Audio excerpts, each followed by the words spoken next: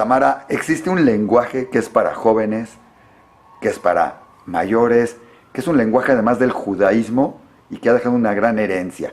Y hoy se le está dando una nueva fuerza entre mucha juventud. ¿Qué están haciendo? ¿Qué es?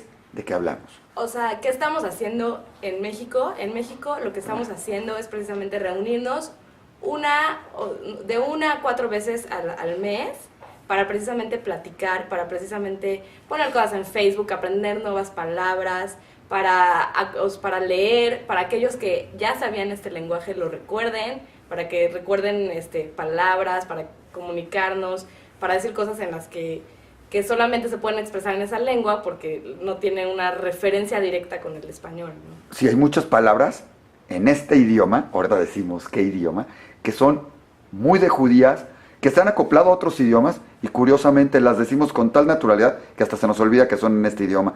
Y es más, para decir un sentimiento muy judío, Lelidishkat, no hay traducción. Exactamente, sí, hay muchas cosas que no tienen una traducción exacta y esto es porque, o sea, las lenguas, en general vienen, sus raíces están configuradas en una religión específica. Entonces, por ejemplo, no nos damos cuenta, pero cuando estamos hablando español, estamos hablando una lengua que viene del cristianismo. Y lo interesante es que todos los referentes que rodean a esta lengua son judíos. Entonces, cuando se habla esta lengua, cuando se expresa en esta lengua, tienen que ver todos estos referentes culturales con ella. ¿Estamos hablando de una lengua o un idioma? Lengua puede ser idioma o dialecto. Este es un idioma, ¿por qué? Porque tiene una estructura gramatical diferente, porque tiene palabras únicas y porque es, a fin de cuentas, un idioma. Tiene una gran literatura y sobre todo lo que caracteriza un idioma es una estructura particular, una estructura gramatical particular. Hay muchas palabras que usamos casi en vida cotidiana y que además, se usan hasta en películas, se usan como comentarios y todo eso y que están en este idioma. ¿Te sabes algunas? ¿Nos puedes comentar algunas? Bueno, sí, podríamos decir, por ejemplo, a BMs, a Guten Nacht, Fis, Polkes, Shmegege, vamos, hay palabras un poquito más interesantes. Sí. Dices, este cuento es un shmok, shmegege, sí. Goy, etcétera, etcétera. Shiker, por ejemplo. Sí, hasta la ama de casa, le decimos, tenemos estas palabras que se han ido acoplando al español.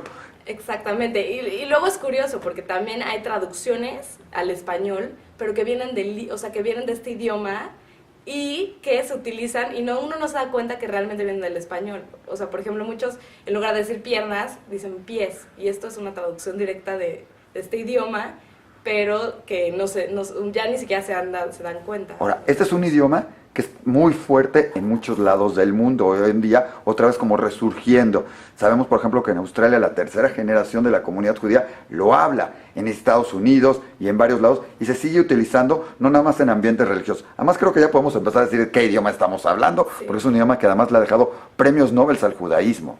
Sí, exactamente. El Yiddish se está hablando es ahorita una lengua para estudiantes jóvenes, en donde lo están hablando personas muy diferentes. O sea, por ejemplo, yo suelo escribirme por Facebook mensajes con mis amigas de Ucrania, de Rusia, de Suiza, en Boston, etcétera. Entonces se están creando pequeños grupos, pero a fin de cuentas en donde los jóvenes se reúnen y hacen comunidad, hacen fiestas, hacen reuniones, leen cuentos, etcétera, ¿no? Entonces esto es como muy, muy interesante, porque sí te permite como reunirte, como convivir, participar y de alguna manera estar creando comunidad judía, ¿no?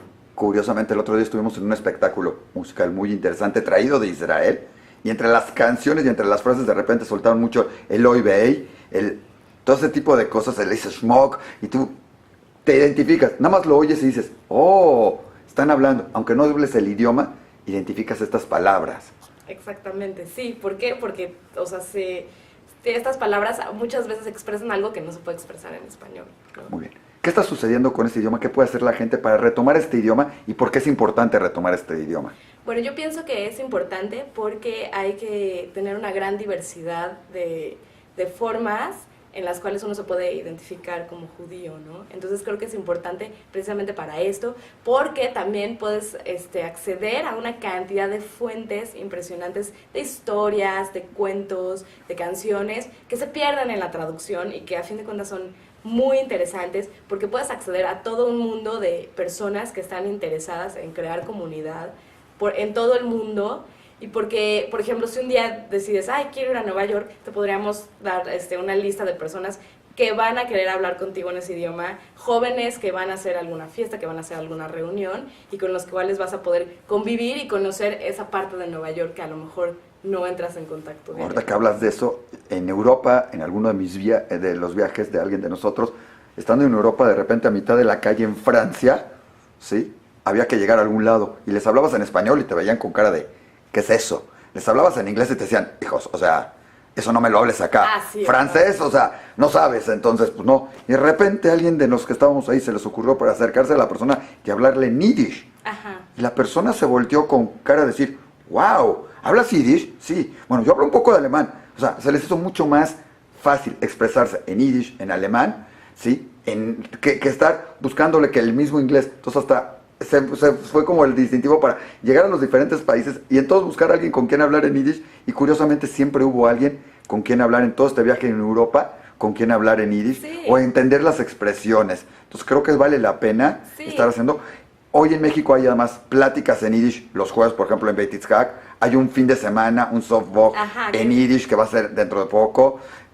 Bueno, hay lo que hacen ustedes en Yiddish Stub. Sí, también hay un grupo en el que nos reunimos, una vez a la semana, o tratamos por lo menos, aunque sea, a veces descansamos una semana, nos reunimos para platicar. Si alguien quiere decir, ay, ¿cómo se dice? Quiero salir con tal persona en yiddish, ya le explicamos y también... Y además le ayudan a conseguir poder salir con esa persona, ¿verdad? Pero también cantamos, también contamos chistes, o sea, es como muy, muy diverso. Y nos reunimos y muchas veces se fuma narguila, etcétera. O sea, como que Pero bueno, fumarse narguila y ser más sano también. Sí, o sea, hay mil... O sea, para lo que voy, es un ambiente como de reunión, como de fiesta, no es como una clase como tal, sino cada quien propone, opina. O sea, lo que voy no es como tal una clase, es una reunión en donde lo que se trata es como de recordar lo que ya se sabe, o de aprender nuevas palabras, y de ver que precisamente el yiddish no tiene necesariamente que remitir nada más a las generaciones anteriores, sino que también puede uno entrar en contacto con muchos jóvenes que están hablándolo, y que si el día de mañana dices, quiero visitar Rusia, pues vas a poder conocer a alguien que vive en Rusia, que es de Rusia, y poder hablar en yiddish con él y que te haga conocer la ciudad. ¿Cómo se acerca la gente a este grupo? ¿Cómo se acerca la gente? Bueno, tenemos una página de Facebook en donde además subimos cosas, pero ahí invitamos, hacemos las invitaciones al evento.